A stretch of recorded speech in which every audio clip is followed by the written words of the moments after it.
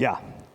Bueno, gracias chiquillas y chiquillos por venir a escuchar esto. Vamos a tratar de hacerlo entretenido. Este es un estudio que hicimos desde la Fundación Nativo Digital que entrega harta cifra respecto de cómo están los consumidores de Internet interactuando en el espacio digital. Entonces voy a ir pasando por algunas cifras. Si hay alguien tiene alguna pregunta al respecto o le resulta interesante algo, levante la mano y podemos conversar. La idea es poder interactuar un poco. Lo primero es mostrarle un poco la caracterización de este estudio. Es un estudio que se hizo en todo Chile a nivel nacional. Tenemos una medición de todos los grupos socioeconómicos, de todas las edades, desde los 8 años. Oye, ¿se ven los numeritos? Chuta. Ya, bueno, los pueden descargar desde la página si es que quieren verlos más en detalle. Yo les voy a ir contando exactamente el número. Pero en la práctica tenemos todos los grupos socioeconómicos, todas las edades, desde los 8 años hasta los 65 y todos los géneros. Y este es por primera vez el primer estudio que mide esto con la posibilidad de que los usuarios pudieran marcar una opción distinta en definición sexogenérica. Por lo tanto, tenemos información también de las comunidades. Cuando hablamos de lo que están usando respecto de las tecnologías hoy, el instrumento o el dispositivo más extendido es sin duda el teléfono, sobre todo en los niños, niñas y jóvenes que están entre los 8 y los 18 años.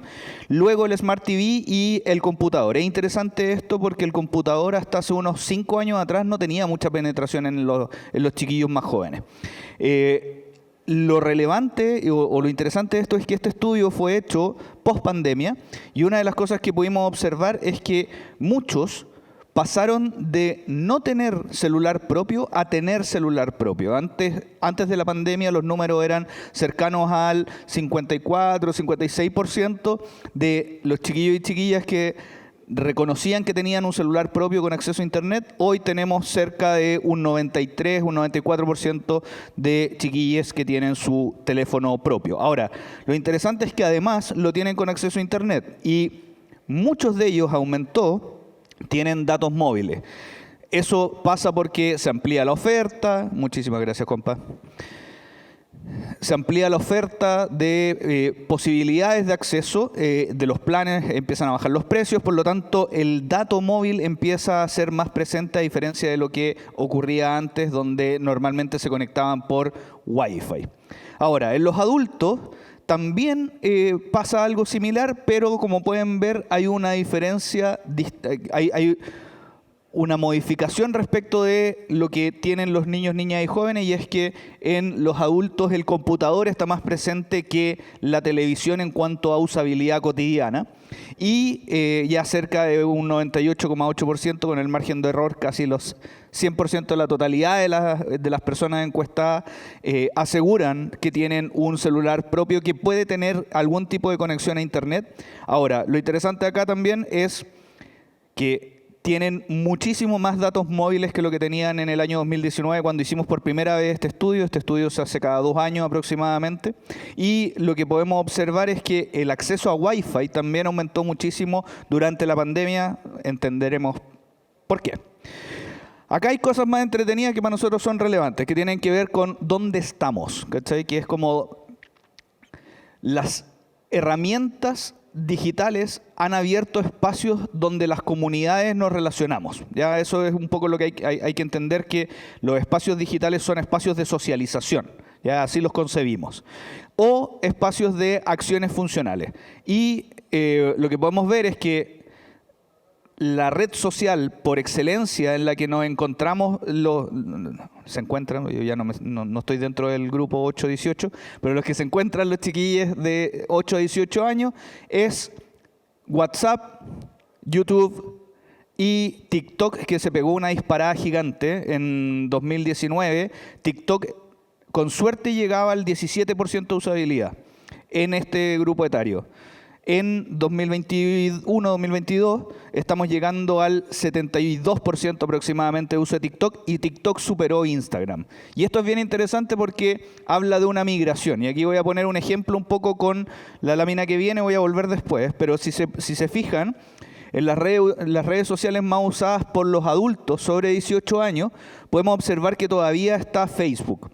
Y vamos a ver Acá, por ejemplo, acá no se cacha mucho los números específicos, pero una de las cosas que nos dimos cuenta es que, voy a tratar de darles el número exacto, Facebook en la generación Y, que es la generación entre los millennials, entre 40 y 20 años aproximadamente, voy a ponerlo en simple, Facebook retrocedió mientras en la generación X, que son los más grandecitos, los papás 60, 65 años, se mantuvo, ¿ya? Entonces, ¿de qué habla esto? Que hay una migración permanente en las redes sociales. Y lo voy a poner con un ejemplo particular y que lo hemos observado harto nosotros haciendo estos estudios. Y es que es un poco como cuando, en mi tiempo, había una cuestión que se llamaba las fiestas de 15. Las fiestas de 15 años. ¿Ya? Se celebraba y como que te ibas a la casa del cumpleañero o de la cumpleañera. Y como que era el gran momento de poder interactuar con las personas que te gustaba o poder compartir con los amigos, cosas así. El tema era que como a las 12 de la noche llegaban los papás o la mamá de esta persona y prendía la luz. Y llegaban ahí con los... Y llegaban ahí con los adultos y la cuestión y como que todos los chiquillos no íbamos para algún lugar, como apartados. Y era básicamente porque a nadie le gusta bailar donde están los papás. ¿Cachai? Obvio. Entonces, si llevamos esa analogía a lo que está pasando en las redes sociales, pasa lo mismo. Partimos estando en Facebook todos. Cuando entraron los papás, nos fuimos a Instagram. Cuando los papás empezaron a hacerse perfiles en Instagram, empezamos a duplicar los Instagram. ¿Cuántos de acá tienen más de un perfil de Instagram? Perfecto. Me siento joven cuando digo eso. No, pero es verdad, empezamos a abrir más de un perfil de Instagram porque de alguna manera nos permitía poder diferenciar el tipo de comunicación que teníamos con los actores que nos seguían o con los que compartíamos, ¿cierto? Bueno, una de las cosas que empieza a pasar es que los papás que se trataron de volver hacker empezaron a poder entrar a estos espacios donde estaban los chiquillos y chiquillas. Y lo que nos encontramos es que empiezan a migrar a TikTok porque es un espacio que tiene un tipo de socialización particular y una interacción con los usuarios también un poquitito más abierta, con ciertas libertades respecto de lo que planteaba Instagram, y eso hace que haya una migración. Entonces, naturalmente hemos podido observar que las generaciones más jóvenes son las que van poblando los nuevos espacios digitales o las nuevas redes. Entonces, pasamos de Facebook, Instagram, TikTok y probablemente en unos años más vamos a ver una nueva migración hacia otra red social que probablemente va a venir de China. Eso. Hay algo interesante acá y que tiene que ver con el uso de las herramientas digitales. Y aquí voy a hacer una pregunta. Tienen que levantar la mano nomás, no es muy difícil. ¿Quiénes de acá lo primero que hacen cuando se despiertan en la mañana es tomar el teléfono y mirarlo? Notable. Estamos en el 95,7%. ¿Quiénes de acá, antes de acostarse, lo último que hacen es mirar el teléfono? Notable. Estamos ahí como en el 80 y tanto. Ya, esto habla de una tendencia y es muy natural, que el espacio de socialización que han erigido las redes sociales y las plataformas tecnológicas nos hacen querer estar en ese espacio permanentemente. Aquí tenemos una cifra que más del 70% de la gente también dice que lo primero que hacen es revisar el celular cuando despiertan, y sobre el 75% dice que lo último que hacen es revisar el celular antes de irse a dormir. Y otros, cerca del 80%, dice que lo revisa constantemente. Y es básicamente como, ¿me habrá llegado un mensaje? Ya, sí, no me ha escrito todavía. Y estáis permanentemente atento a eso. Y hay un síndrome que los gringos hoy día bautizaron, bueno, ya hace un par de años ya, como FOMO. No sé si lo han escuchado. Fear of Missing Out. ¿Ya? Es una sensación de que si no estás en ese espacio, te estás perdiendo algo importante. Como, no sé, alguien se tomó una taza de té caliente, ¿cachai? Como que si no veis eso es riesgoso, ¿cachai? Entonces, está ahí muy concentrado en revisar qué es lo que está pasando, porque si no te puede perder algo importante. Ahora, una de las cosas que a nosotros nos llama la atención y que es un poco lo que muestra este gráfico es que la generación X, que es la de más edad, por decirlo así, y la generación Y aumentaron en esa cifra. Antes, los que estábamos más pegados en esto eran las generaciones más jóvenes, ¿ya? Y hoy podemos ver que hubo un aumento, sobre todo con la pandemia, de una necesidad de las personas de estar conectados, ¿cachai? De poder entender la vida a partir de lo que mi teléfono me dice. Y eso también es interesante porque, como pudimos ver en las láminas anteriores, las redes sociales, yo solo mencioné Facebook, Instagram y TikTok por la migración que había habido, pero Twitter es una red social que se mantiene en un segmento de la población y que tiene una particularidad, y es que hay personas que hoy día se informan a través de Twitter. ¿Cuántos de aquí, levanten la mano, creen lo que dicen en Twitter? Bacán. Tenemos un nivel de desconfianza alto. Ya, eso es importante. Es interesante porque voy a mostrarle una lámina un poquitito más adelante que habla justamente de eso.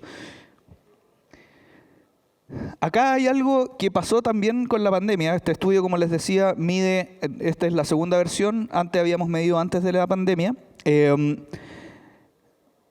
A voz alzada, ¿cuál fue el elemento fundamental que tuvieron que adquirir para cuando la pandemia llegó y los mandaron a teletrabajar o a teleestudiar? ¿Qué era lo básico que no podían no tener? ¿Computador? ¿Sí? Bueno, aquí pasó algo interesante y es que la mayor cantidad de compras de las personas durante la pandemia fue audífonos. Y eso habla de un tipo de usabilidad que no estábamos acostumbrados a tener, que era la usabilidad individualizada, sobre todo en casas en las que había 3 personas conectadas al mismo tiempo, 4 personas conectadas al mismo tiempo, estaba uno en clase, 2 en clase, el otro en la reunión de Zoom en la oficina. O sea, la cantidad de conversaciones que estaban ocurriendo en el mismo espacio exigían este acto de individualidad. Por lo tanto, audífonos fue uno de los elementos más comprados por la gente durante la pandemia. Y eso habla un poco también de cómo nos fuimos haciendo cargo de incorporarnos al espacio digital en un momento en el que estábamos relativamente, bueno, no relativamente, estábamos bien encerrados, pero no teníamos muchas otras posibilidades. Entonces aparece el otro elemento que es la silla ergonómica. ¿Quiénes de acá se compraron alguna silla para poder pasar más horas frente al computador? Ya. Era casi como de una necesidad, ¿cierto? Como la silla de madera dura del comedor, como que igual dolía el culo después de un rato. Entonces necesitaba ahí una comodidad. ¿Qué es lo que habla o qué es lo que revela todo esto? Tiene que ver con que fuimos entendiendo que la relación física con la tecnología también era relevante. Teníamos que cuidar cómo nos comportábamos, cómo nos sentábamos, cómo nos sentíamos con el intercambio o con la interacción tecnológica. Bueno, y además, obviamente, todos compraron computadores, impresoras, mouse, smartphone, que fueron las compras más tecnológicas. Pero lo que más nos llama la atención a nosotros son los audífonos y las sillas ergonómicas que hablan de esta relación que empezaste a tener con estar sentado frente a la pantalla durante mucho rato estudiando o aprendiendo o trabajando. Vamos a meternos en un tema que para mí siempre es interesante, que es un poco el foco que nosotros tenemos en la Fundación Nativo Digital, que tiene que ver con cómo acompañamos la incorporación en las tecnologías de los más pequeños. Hay todo un debate hoy día de si los celulares les matan la neurona a los niños y por otro lado hay un montón de señoras alaracas que dicen que el impacto de una red social es igual que el impacto de un jale de coca o cosas por el estilo. Nosotros no vamos a entrar a contradecir eso porque en la práctica los estudios internacionales hoy día no son concluyentes, pero sí podemos revelar que hay ciertos elementos dentro de las redes sociales o dentro de las plataformas digitales o de los videojuegos que efectivamente generan alteraciones de un neurotransmisor que se llama dopamina, que permite que tú te sientas gratificado. O sea, tú recibes una gratificación y automáticamente el cerebro dice como, ah, bacán. Como por ejemplo ahora que Diego me está sacando una foto, yo esa foto la voy a subir a redes sociales y voy a probablemente a los 10 minutos después de que la suba a redes sociales voy a tener un like, que es mi mamá. Normalmente es mi mejor seguidora. No lo he logrado mucho para ser influencer, no me ha ido tan bien. Si quieren me siguen, a Fundación Nativo Digital nos pueden seguir. Pero en la práctica tenemos este gustito o esta activación neurotransmisora de la dopamina. Ahora, una de las preguntas que le hacemos a los adultos respecto de cómo están relacionándose con la incorporación tecnológica de los niños y niñas es si tienen algún tipo de control, guía, supervisión respecto de lo que están haciendo en ese espacio. Y lo interesante acá es que la mayoría nos dice que no tiene ningún tipo de restricción, o sea, solo un 40% plantea que no solo, un 40% de los adultos cree que el espacio digital es un lugar seguro para sus hijos. Y cerca de un 60% dice que no tienen ningún tipo de restricción para con ellos. Ahora, me voy a quedar un segundo ahí. Lo interesante de esto es que cuando nosotros hablamos con los adultos, la distancia desde el lenguaje, desde el conocimiento de cómo están hablando los chiquillos y chiquillas en el espacio digital hoy día, hasta las acciones, el cotidiano, qué es lo que están haciendo permanentemente los chiquillos en ese espacio, es absolutamente desconocido. Y eso es súper delicado, porque, y aquí voy a arrojarles otra cifra que tiene que ver con que aproximadamente 1 de cada 5 niños, cuando le preguntamos si es que le contaría o acudiría a su madre o a su padre para pedir ayuda en un momento en que tenga un riesgo digital, 1 de cada 5 nos dice que no, nica. Y las razones que tiran, que aparecen en la encuesta, son básicamente de desconfianza. A veces, o sea, una de ellas es, me van a quitar el teléfono. Y por lo tanto el padre o la madre va a creer que el teléfono es el culpable. La segunda es, me van a castigar a mí. Van a creer que yo fui el responsable de tener este problema en el colegio o este problema en redes sociales. Y la tercera, que es la más delicada y la más preocupante, tiene que ver con que el chiquillo o la chiquilla dice, es que no me va a entender. Y nosotros lo hemos visto en los colegios, o sea, a nosotros nos tocó hace ya varios años atrás, cuando estaban de moda los PAC, hoy día los NUT, que son más o menos son lo mismo, pero han tenido distintos nombres. Nos tocó hablar, nos llamaron de urgencia a un colegio, un inspector general, diciendo, tengo un problema de alcoholismo en el tercero medio. Nosotros llegamos urgidos, ya vamos a ver qué podemos hacer, intervenir, pero no entendemos por qué. Explíquenos. Es que hay un problema porque algo pasó con unos PAC. Claro, el inspector creía que estaban hablando de PAC de cerveza, ¿cachai? Y no, el problema real era que efectivamente había habido una filtración de fotos íntimas de una niña y estaba el manso escándalo porque había llegado a oídos de los padres. Pero eso es lo que quiero graficar un poco, el tema de la distancia que existe entre chiquillos y adultos. ¿Quiénes de acá tuvieron que tomar clases virtuales? Ya. Levanten la mano los que se sintieron más cómodos teniendo clases virtuales que teniendo clases presenciales. Ya. Como un 30%. ¿Quiénes sintieron que aprendieron más o fueron más efectivas las clases virtuales que las clases presenciales? 0,1%. No.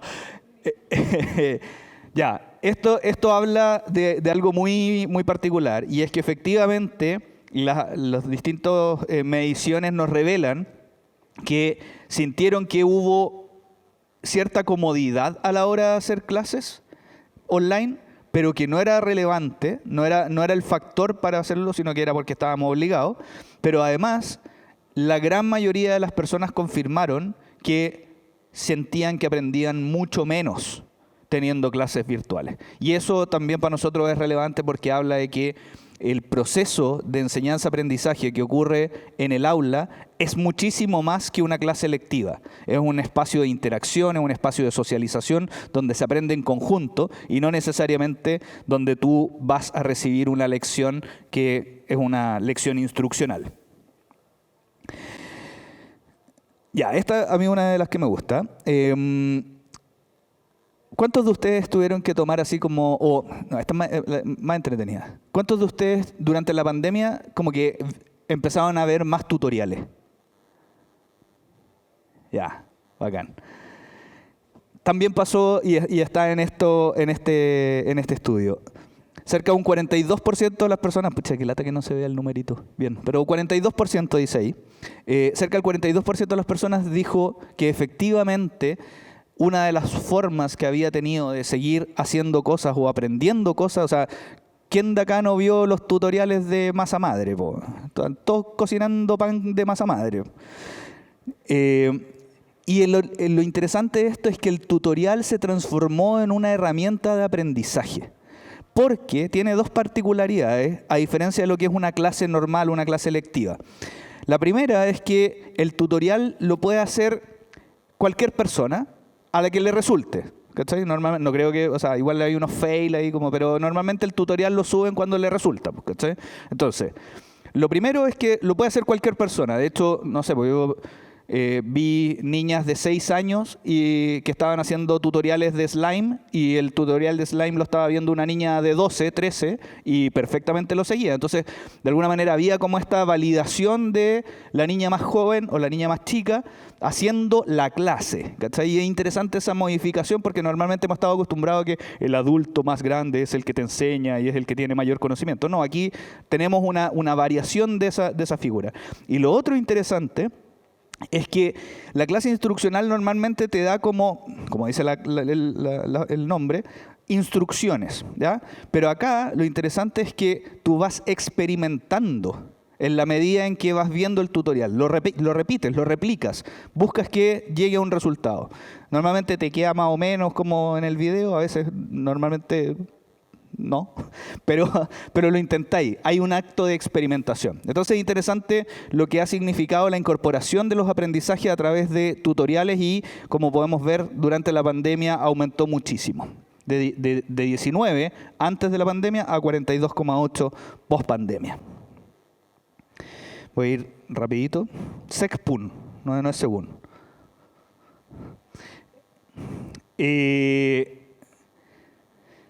Los adultos también pudieron ver un poco lo que conversábamos recién respecto del impacto que habían tenido las clases. Un 57%, o sea, casi un 60% de los adultos pudieron ver que sus hijos aprendieron menos en las clases online, que participaron menos también, cerca de un 40%, participaron menos en las clases online. Muchos de ellos podían evidenciar esto de que el chiquillo o la chiquilla se conectaba, pero tenía la cámara apagada y mientras estaba con la clase sonando y una profesora que parecía la profe Snoopy, estaban en algún juego o en Twitch, muchos de ellos, ¿cachai? Entonces efectivamente no había una atención o una participación particular respecto de la clase. Y obviamente que se distraían más fácilmente y que entendieron o se dieron cuenta que estaban interactuando mucho más en el espacio online sin necesariamente estar ocupando la tecnología para la clase, sino que para estar jugando, entreteniéndose o interactuando con sus pares. Lo mismo le pasó a los adultos con el trabajo. Sintieron que podían de alguna manera hacer un trabajo que para ellos podía resultar más cómodo muchas veces, y esto cuando hacemos el desagregado, en mujeres sobre 40 años, sobre 35 años, podemos ver que efectivamente ellas dicen que se sienten más cómodas haciendo teletrabajo, pero particularmente porque las labores de cuidado que tenían que hacer en las casas las podían congeniar de mejor forma. un tema que es súper delicado. Yo creo que es una réplica de un problema más grande que tenemos, otra discusión, pero en la práctica lo que evidencia esto es que a pesar de la comodidad que podía generar este espacio, en la práctica ellas también decían que eran menos eficientes porque estaban haciendo malabares entre que le tenían que poner el cuaderno al más chico, le tenían que poner algún tipo de, no sé, libro para que leyera o ayudarlo con la tarea al más grande y cosas por el estilo. O sea, la diversidad de tareas que tenía que hacer en el mismo espacio hacía que su trabajo fuera menos eficiente. Por lo tanto, está la dicotomía entre que sentía que estaba mucho más cómoda porque efectivamente estaba en la casa y tenía a los niños y los podía ver todo el día y los podía cuidar y todo eso, que es la labor de cuidado que lamentablemente se sigue manteniendo como en el espacio femenino muchísimo más que en el espacio masculino. Y por otro lado estaba esto de que sentía como, bueno, estoy sobrepasada porque en la práctica no estoy rindiendo en ninguno de estos espacios de buena forma. ¿Cachai? Que es un poco lo que mide la... Ya, aquí no sé por qué nos fuimos en volada. ¿Por qué tenemos 600%? Ya no, esto no es 600%, pero sí el celular pasó de tener un uso para labores funcionales, y esto es interesante. Antes de la pandemia, el uso del celular para labores funcionales estaba cerca del 44 o 45%, ¿ya? Que tiene que ver con el uso para tareas como estudiar, para trabajar, para investigar, para hacer tareas que necesariamente requieran alguna acción funcional. Y después de la pandemia podemos ver que eso aumentó casi a un 60%. O sea, quiere decir que hubo una movilización de las acciones. Normalmente las acciones que nosotros realizamos en los espacios digitales son entretención o comunicación, ¿ya? Entretención, ocio, ya, videos, vimos YouTube es una de las más altas, y comunicación, WhatsApp, Instagram, las redes sociales también. Ahora, todo esto involucra todo el otro lado, porque son las acciones funcionales, aquellas en las que estamos estudiando, trabajando, investigando. Y esto es interesante porque de alguna manera la pandemia movilizó el uso de las tecnologías de forma operativa o funcional. Y eso es una buena noticia a juicio nuestro, porque habla un poco de cómo estamos empezando a usar las tecnologías de mejor manera. Ahora, ¿quiénes de acá creen que saben de todo lo que hay en Internet? ¿Quiénes se consideran así unos secos en Internet? ¿Quiénes creen que saben casi todo? ¿Quiénes creen que saben más o menos nomás? ¿Quiénes creen que no cachan nada? Ya, estamos en el más o menos. Como en esta figura, muy parecida a una campana de Gauss, pero da vuelta, están más o menos similar a lo que la población nos dijo. Cerca de un 27,9% dice que tiene un conocimiento de medio hacia arriba, ¿ya? Es muy poca la población que dice que no sabe nada, y eso es interesante también porque habla de que somos una sociedad que cree que sabe mucho. ¿Por qué digo cree? Porque cuando nos vamos a los números, por ejemplo, en los niños o las niñas, dicen que conocen los riesgos de Internet, pero tienen cuentas de redes sociales públicas. Y esa, en la nomenclatura de la seguridad informática, una cuenta de red social pública es un comportamiento de riesgo en el espacio digital. Por lo tanto, ¿qué es lo que quiero mostrar con esto? Tenemos una serie de informaciones que nos permiten ver que decimos que sabemos mucho, sobre todo en los niños más jóvenes, en los niños y jóvenes, pero en la práctica tenemos permanentemente comportamientos de riesgo respecto de lo que estamos haciendo en el espacio digital.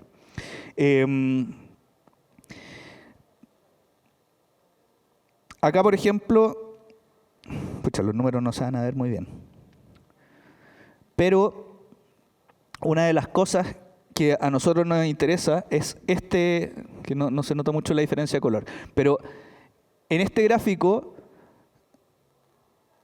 lo que conversábamos recién de que los chiquillos y las chiquillas no sienten confianza de contarle a los papás si es que tienen alguna situación de riesgo porque no los va a entender.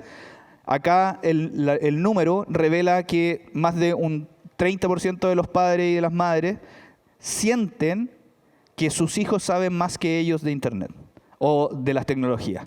Entonces, ¿qué es lo que hacen? Le pasan el teléfono y le dicen, oye, ¿sabéis que no sé por qué no está funcionando? ¿Me voy a arreglar la aplicación, por favor? ¿Le ha pasado eso, no? Que la mamá llega como, oye, ¿me puede instalar esto que me dijeron que tenemos que hablar por ahí? ¿Cierto? Ya, ese acto lo que hace es evidenciar una cesión o una delegación de la autoridad frente al espacio digital. Y los chiquillos y las chiquillas lo leen como, tengo el poder, sé mucho más que mi mamá. Pero cuando tenga un problema, no voy a ir donde mi mamá. ¿Cachai? Entonces eso es relevante y esto nosotros cuando estamos presentando estas cifras, ya las presentamos a los ministerios y todo, tiene que ver con la definición de las políticas públicas respecto de cómo hacemos que esta brecha generacional se acorte. Y aquí uno de los temas que para nosotros es el más delicado es que un 15% de la población de niños y niñas afirma que ha tenido en algún momento algún tipo de victimización de ciberbullying o ciberacoso. Es delicado porque estamos en las cifras muy parecidas a la de los países desarrollados. Hasta hace poco nos habíamos mantenido bajo el 7-8%, que era una cifra que se manejaba dentro o bajo la media. Hoy estamos sobre la media. La media normalmente en los países desarrollados 11-12%, nosotros acabamos de llegar al 15% de victimización. Y cuando les preguntamos cosas, por ejemplo, cuáles son los motivos de la violencia, es para muchos el anonimato. El hecho de que alguien se pueda esconder detrás de una cuenta anónima o de una cuenta falsa, por ejemplo, tiene mucha relevancia respecto de por qué ellos creen que están teniendo algún tipo de riesgo o estas características. Lo otro que también es interesante es que pueden evidenciar los niños entre 8 y 18 años que uno de los elementos que puede jugar en contra o puede ser un amplificador del ciberacoso es el tema de género. O sea, se evidencia que efectivamente las minorías sexuales o las mujeres tienen mayor preponderancia para sufrir algún tipo de ataque en el espacio digital. Y un 14%, un 15% ha recibido algún tipo de comentario inapropiado por interno, DMs o cosas por el estilo. Y aquí lo que les comentaba recién. Casi todos tenemos cuentas privadas, sí, y eso es un comportamiento de seguridad en el espacio digital, pero seguimos teniendo casi un 30% de niños, niñas y jóvenes que siguen manteniendo cuentas públicas, y eso habla un poco del desconocimiento respecto de lo que genera su huella digital en el espacio digital, valga la redundancia. Me estoy apurando, disculpen, pero me hicieron ahí como señas de que tengo que ir cortando, estoy muy fome.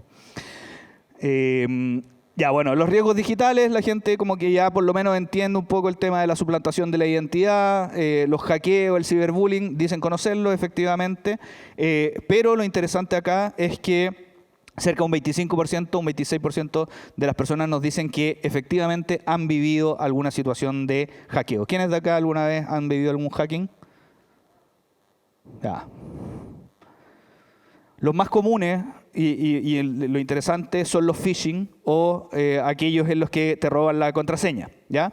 Y aquí cuando les preguntamos cómo están protegiendo las contraseñas, bueno, nos dicen que con estas combinaciones alfanuméricas, protegen con algún tipo de patrón el teléfono también, pero lo divertido es que tenemos un 38% de la población que tiene una misma clave para todas sus cuentas. ¿Quién de acá tiene una misma clave para todas sus cuentas? Hackeado, hackeado, hackeado, hackeado. Hackeado. Al tiro. Sí, pues, o sea, pero con una pura clave, o sea, dejáis el teléfono en el baño y te hackearon todo. ¿Cachai? Bueno, un comportamiento de riesgo. Bueno, los adultos entendieron un poquitito esto y creen que son conscientes de los riesgos, sí. Creen saber cómo prevenir un riesgo, pero en la práctica también tienen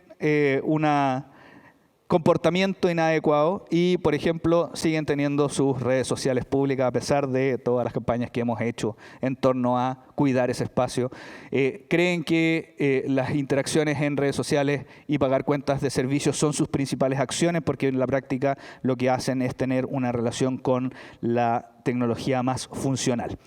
Y efectivamente pueden conocer el hacking o el hackeo como uno de los elementos más particulares porque efectivamente son probablemente los hechos en los que están más cercanos.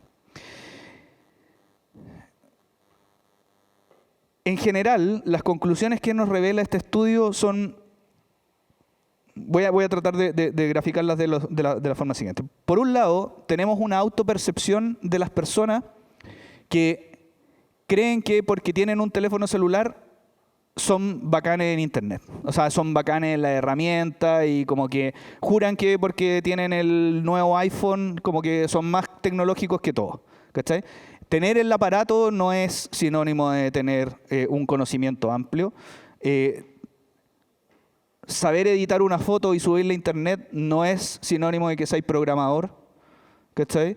Y efectivamente nos da esa sensación y nos quedamos con esa sensación como de, ah, no, bacán, pero sí, mira, le puse este filtro, bueno, soy un hacker. Y no es así. Hay un tremendo camino por recorrer, tenemos una tremenda brecha de lo que se define como las competencias digitales, que es cómo somos capaces de usar las tecnologías para acciones productivas o operativas.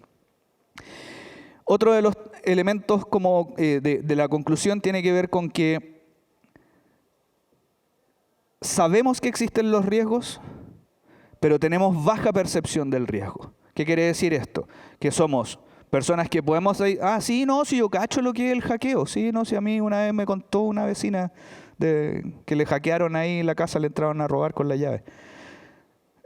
Creemos que cachamos, y porque hemos escuchado, ¿no?, el hackeo por ahí, el grooming por acá, el ciberacoso, el sexting, ¿sí? Creemos que entendemos estas palabras medias raras, pero en la práctica tenemos comportamientos permanentes de riesgo. Por lo tanto, esto evidencia nuevamente que tenemos una brecha gigantesca de hacer criteriosos y cuidadosos y autocuidadosos a los usuarios en el espacio digital. Y eso es fundamental que nos hagamos cargo ahora. Y finalmente, la pandemia, que generó un proceso de transformación digital forzada, que fue como que nos metieron en los computadores, nos metieron en el teléfono. Bueno, en la práctica dejó algunas consecuencias, algunas más positivas que otras, pero una de ellas es la que les planteaba hace un rato, que tiene que ver con la movilización de las acciones de entretención y ocio, que son las acciones pasivas, a las acciones funcionales como trabajar y estudiar. Y para nosotros, de alguna manera, ese es el norte o el horizonte hacia donde debiéramos ir, y es utilizar las tecnologías para poder sacarle provecho, utilizar las oportunidades que nos abren las tecnologías, pero estar mejor informados y mejor preparados para reducir los riesgos que las tecnologías nos van abriendo, porque riesgos que hoy estamos conociendo, mañana están obsoletos. Entonces, en la práctica, lo que tenemos que generar es un proceso de formación digital permanente, conversar entre las personas y poder estar acompañándonos en los procesos de digitalización y, sobre todo, acompañando a los chiquillos y chiquillas más jóvenes que están entrando al espacio digital recién, porque efectivamente necesitan apoyo para aquello. Yo les quería mostrar una última lámina, pero no me dejaron. Me castigaron. No. Eso es, chiquillas y chiquillos. Muchas gracias. Espero que usen las tecnologías de buena forma y sigan a las redes sociales de Fundación Nativo Digital, que vamos a estar compartiendo permanentemente cosas y estamos entregando más información respecto de este estudio. Adeu.